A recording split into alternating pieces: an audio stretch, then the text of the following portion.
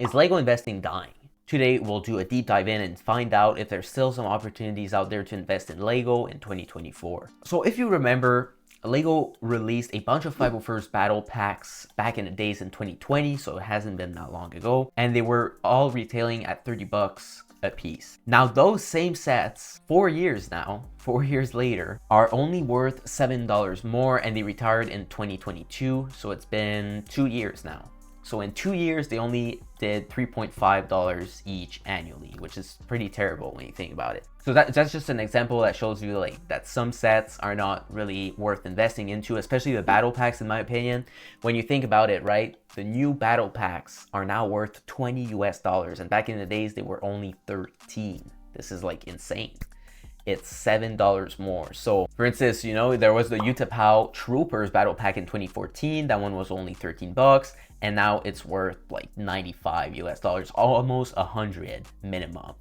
And you can compare it to this 501st battle pack that they released again, the 75345. That's now 20 bucks. And once it retires, I'm sure it's not going to be worth much, just because there's also that other 501st battle pack that we already had in 2020. So they keep making the same sets, and also they're just overpriced at the beginning. And then when they retire, they're not worth that much more because the demand's just not as high as it used to be before. They just make too much quantity of the set, and then people are not interested in it after it's retired. Another thing, the 332nd Clone Trooper Battle Pack, right? That one was released in 2023. But then in 2020, there was that AAT set from the Clone Wars. So now it's like, okay, we get that exclusive 332nd Clone Trooper, but then we have 4 more in another set in a battle pack. So what's the point, So at least it's a different helmet.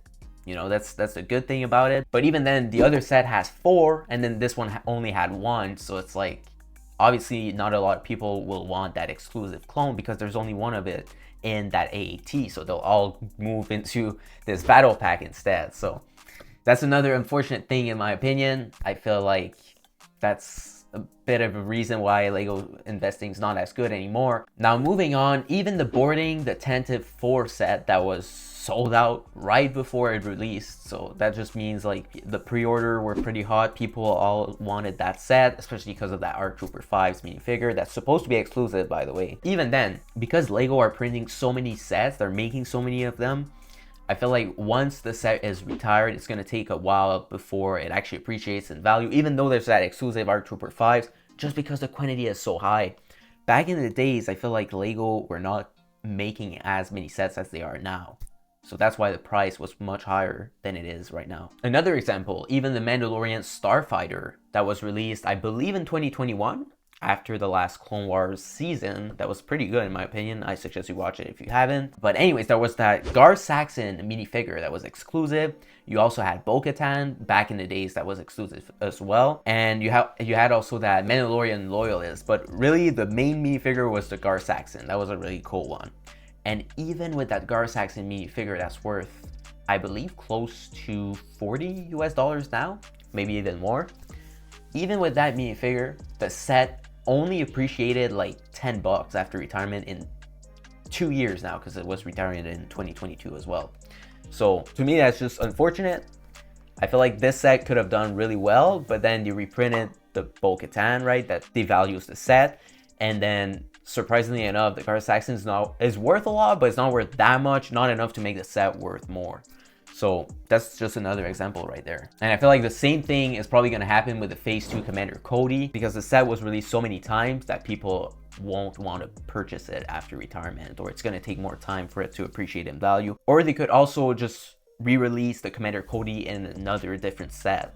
So of course that's going to impact the value, right? So that's why also Lego investing is just not as good at the moment, I feel like. Now, there are some exceptions, however. I'm not against it. I still invest, every now and then. And here's what I would invest in if you're trying to get into Lego investment. So the Colosseum, right? I know that's an exception, but it retailed at $550 and it retired in November of 2023. And right now it's worth well over $625 US. So that's $125 more.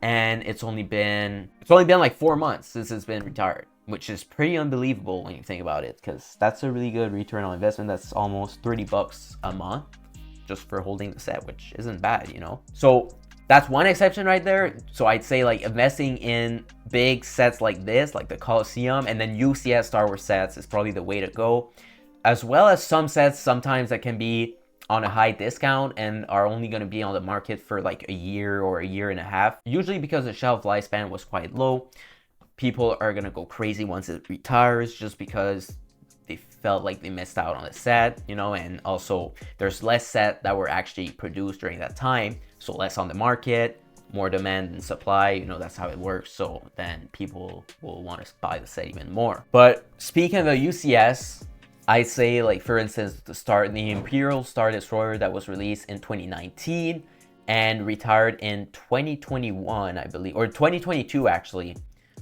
retail at $700 and now it's worth 970 on Bricklink, which is just insane. That's over 200 bucks, and it's just gonna keep appreciating in value. The cheapest one is actually 970, so there's some that are even more, so $1,000+ US. So that would have been a good investment, and now we're seeing some other UCS sets that are going to probably do well as well. Even the Mos Eisley Cantina, I think, is going to be a very popular set. It could do well after retirement. It's retiring this year. According to Brick Economy, it has an annual growth of 21.49%, which is pretty decent. Now, there's also the sets that have a short lifespan, like I said. So the Battle of Endor's Heroes, that was 40% off, right? This one just retired. It's sold out now at Lego Shop. There might be a few on Amazon, but this one is going to be worth quite a bit, I think, because collectors are really going to want to have that 40th anniversary set. And then you also have that Millennium Falcon Holiday Diorama that's probably going to be worth quite a bit as well. It was 40% off for a short period of time, actually yesterday, just in, you know, on March the 1st. For whatever reason, I guess they had too much in stock, and then it sold out like a couple hours after. I managed to buy like 5 of this one. And those exceptions, like the sets that are going to have a short lifespan on the shelves, are usually the ones that do well after retirement. So these are the types of set I recommend investing into. The last ones are the Bricklink Designer Program. So there's been the Mountain Fortress that did really well. It sold within hours after it was released, and that was actually this year. And then I didn't even get the chance to purchase 2 of these, but I'm sure it's going to do well after its release, right? Because it was a pre-order. And if you take a look at the Castle in the Forest that was released in 2021, it's now worth $450, and it used to retail at 180. So that's, you know, more than an annual growth of 38.40% every year, which is just amazing once again. So those sets usually do very well. So all in all, with that being said, I would advise you stay away from the battle packs and the smaller set, and you focus more of your attention on the UCS Star Wars sets and Rivendell, you know, bigger Lord of the Rings sets. Whatever theme that does well, you focus more on that, and you focus on the bigger sets. And also the Bricklink Designer Series program, that's a really important one once again, and that's going to maximize your return on investment when doing Lego investments.